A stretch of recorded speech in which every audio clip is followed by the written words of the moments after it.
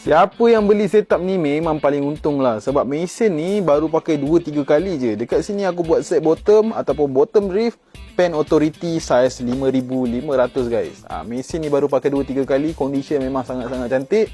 Aku pairkan dengan rod Ninja Shuriken. Rod pun second hand tapi condition dia memang mantap macam baru. Macam 2-3 kali pakai je. Harga dia pula memang jackpot. 1500, harga boleh nego. Ni mesin Pen Authority. Siapa yang tengah cari untuk main bottom drift, ini memang paling sesuai geng. Condition mesin memang sangat cantik. Baru pakai 2-3 kali je. Tu aku cakap, siapa yang beli memang untung sangat-sangat. Sebab set ni ada satu unit saja. Harga pula murah 1500. Kalau korang beli mesin saja baru, harga boleh jadi dalam lebih kurang 2200 macam tu. Tapi ini satu set ni harga dia cuma 1500. Condition ada celah-celah halus je, sikit je. Baru pakai 2-3 kali. Jadi kalau korang berminat nak beli set ni guys, korang kena screenshot whiteboard ni, PM kita cepat-cepat pada nombor yang tertera dekat atas tu, ataupun terus datang kedai kita di Orchid Tackle Klang.